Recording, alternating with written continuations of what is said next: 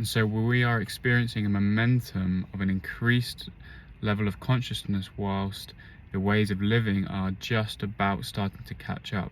So what's going to be a very sudden wake-up call is our complete disconnect and lack of living with and amongst nature, as if nature is primary and we, as nature, live within nature secondary as Mother Earth.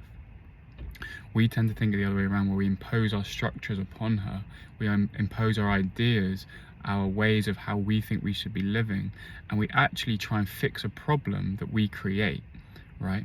So all of these things you might say, oh, we need petrol stations, we need concrete roads, we need these structures which are so tall in order to fit all of these people into a workplace so we can all live just on this plot of land and work. And do you see how, if you completely unwind yourself from the sedation of thinking this is a very normal way of living, a sedation that says, well, you need to work 9 to 5, 5 days a week, 40 hours in order to make money for this, in order to grow, in order to get somewhere. Everyone's trying to get somewhere. The corporations, we are all part of this organism that's learning what it means to live on a planetary system. This is what's so beautiful.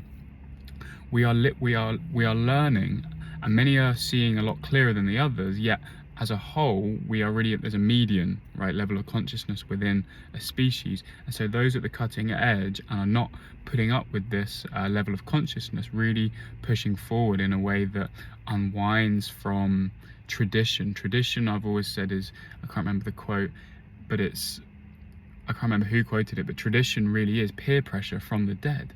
Nobody is really telling you that you have to live this way. It's an open cage. The door is actually open, and so many of us are walking out, going out, seeing what it's like to be living in this harmony. The word is harmony with nature. We don't destroy nature, we don't succumb to nature, we live in harmony as nature, not separate from it. Our roots of who we are within nature. We are made of the same carbon. If you were to really dissect every single thing in this planetary system, we are made of the same stuff. But that carbon and its patterns has been made into these kind of right angles and these structures of self and other.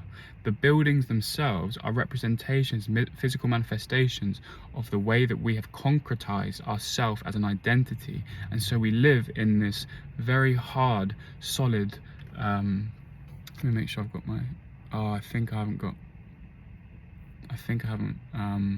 the microphone on. Let me try again. Okay, I did have my microphone on, all good. Fucking technology, man. This is what I'm talking about. Imagine a day, right, where we don't need these mediums of devices. It's all telepathy. I can record in the field and it can be presented in a way that's pure thought. We can speak in thought. We can have holograms of visuals in the mind. These are all just stepping stones that we're getting towards. Even like what I was saying before, we create the solution because we have created the problem as well. For example, petrol stations, because we feel a need to use cars in order to transport ourselves, we don't realize that this can all be we can transport ourselves through thought. We can use the electromagnetic energy of the earth in order to travel. We're always overlooking Earth's potential of living in harmony with that's with transport, that's with living. And so then we try and fix that problem, that really we don't need more solutions. We just need to see that the problem can be let go of. The problem of living against nature, against source, against ourselves. So as I was saying, with the world as we see it, this physical manifestation of a physical jungle, a concrete jungle, it's really a extrapolation of how we feel about ourselves. When we don't feel we're nature, we'll create a environment that will protect us. We think we need to be protected because we have an identity with a separate sense of self that is a competition. So now we can start going to the context of why do we feel so normalized in this capitalist sort of consistently churning machine cog that's always trying to get somewhere on a timeline? Well, first of all, that's because time feels very real. It feels as though we're always working towards something. Time is actually something that's within the universal consciousness that can be utilized in order to experience stories. The very nature of a storyline is really an invention of this planet, of just this density of Earth. And in this storyline, we can start to see, I just had a Tesla pull up right by me, which is a sign. we can start to see that people like Tesla, for example, were starting to tap into technologies that weren't coming from the same level of consciousness that created the problem. As Einstein says, to transcend the problem, one must go beyond, which I say piercing out of the collective, going beyond the fog of the problem and realizing the solution, which is really the letting go of the problem. So where do we go from here? Well, we know the way. We are going to have a very, very quick wake-up call very soon, and those that aren't ready to disconnect themselves from what they feel to be normal, because it's such a sedation to believe that you have to live this way. It's such a strange feeling to be in competition with your peers, competition with the brothers and sisters that you love, and you love them so dearly because you know they are from the same source. But if we just give a little bit of context without going to conspiracy theories, there was a tinkering with the DNA which created this sense. It was a pleasure center down here, and it created this sense of almost a slavery mindset, which always put you as a competitor to the others and a need for security from whatever these outside forces were. There was this change of the breathing system which really put reality outside of yourself. Before, it was always very, very obvious, and all these other planetary systems as well, even when they go through the densities, they always know their source. They always know everything as a externalization of themselves, and they're walking through themselves. But here on planet Earth, the human race has managed to convince themselves through tinkering, right? But you chose to have the experience that there is a world outside of yourself. All of these colors, and so when this feels to be the case, there's a sense of separation, and in this sense of separation there needs to be a resolution to this separation, because energy is always seeking resolution. But the key is not to keep the world outside of yourself in this competition mindset where this is always going to be set up in order for a race to be almost like a slave race to work and work and work. Now, the beings that were there in this working, needing us to work for them are no longer directly so obviously in control, yet we are still left with the mechanisms of needing to serve. That's why you often feel guilty if you're not working. You often feel guilty if you're not making money. But that is a very strange, unfamiliar way of living for an infinite, indestructible being, to believe it has to keep earning, making money for someone else. It's slavery mindset. And so this is what this whole life at this era is made up of, is a whole nation of people believing they have to grovel and be a slave to something. But there's an open door. But there's such a momentum of a collective gravity to this old DNA, and the new DNA is activating where this is just not needed. And so the solutions that we keep finding within the world of keeping the slavery DNA, keeping the concrete capitalist jungle, and getting better within that, are slowly being replaced with allowing it all to shed, like a snake skin that sheds all of these ideas of what it means to live. You don't get a solution within keeping the prisoners real. You allow the prison bars to come down, and you see we can live in harmony with each other as nature, as one. Reality is supposed to be cyclical. It's supposed to be pulsing, alive, up, down, cycle, round and round like the moon and the sun. It's not supposed to be this concrete straight ahead, right? We're going from linearity to non-linearity. We're going from constantly getting somewhere to cyclical natures. You see how the whole of nature, we are so disconnected from I can see two birds at the moment going round and round, right? They don't know what to do, because down here there's just a concrete linearity. There's just a coldness, a hardness, because that's how we feel about ourselves. Now you go out to nature and everything starts to go back into cyclical nature. Look at the menstrual cycle. Everything's, we still have these cyclical patterns within our physicality, but we've lost it. And so when you spend a lot of time in a city, I had to get out of the city. I read a William Blake Milton, I think it was, a poem, a collection of, it's quite a long poem, I'll call it more of a book. And at the end, after living in London his whole life, William Blake moved to West Sussex, which is a beautiful place, going up to the sea, just pure, it's more urban now, but it's very rural.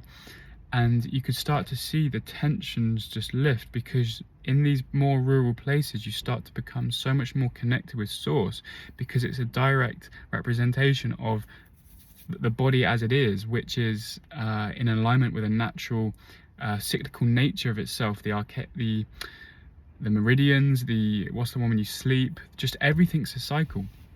But we try and stuff this cycle body into whatever this is, and you can't blame it, because it's a direct manifestation of how society, how the human collective has felt about itself, how it needs to live, who it thinks it is.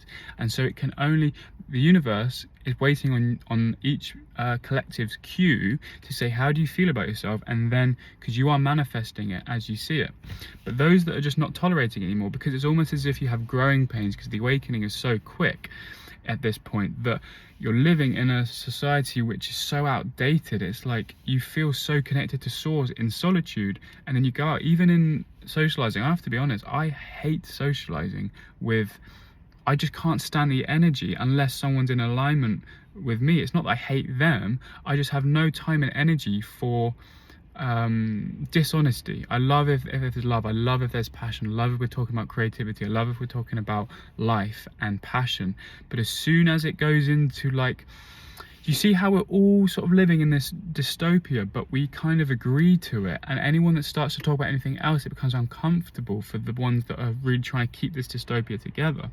But those that are in the inverse, which actually they're so outside of the dystopia but having to live in it in order to just get through and waiting for the new earth, it becomes strange to keep these conversations going. And so there's a real willingness that opens up, that you don't have to keep this going. You can stand in truth and be an open door for those that want the invitation to be in the energy of really what we all hold in our heart, which is not this really strange world. It's a complete, have you ever seen Brave New World? Have you ever seen The Doors of Perception or any of William Blake's poems?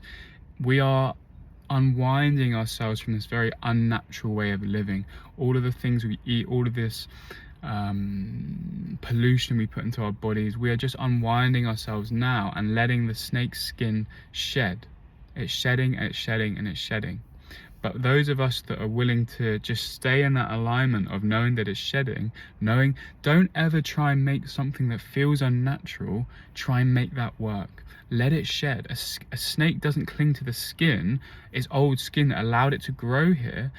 As a race, this provided us with a certain level of comfort, which in a way gave us the ability to sit and contemplate and spirit and go into our spirituality. But this is a very outdated way of living now. So what was once a step forward from the Dark Ages is now becoming the very thing holding us back. Almost like when you reach up to climb, when you're climbing, you grab onto the thing, and that which was once above you in levels of consciousness is now below you, and to cling to that is actually, you're keeping you from going into new horizons, which is always new levels of liberation in terms of knowing yourself to be infinitely indestructible. But I don't really like the word as much indestructible, because indestructible to the ego becomes a kind of untouchability within the world. If you go beyond the untouchability within the world, you realize you're untouchable from the world because you're beyond the world. You're not invincible within physicality. That becomes evil, that becomes dominance over others.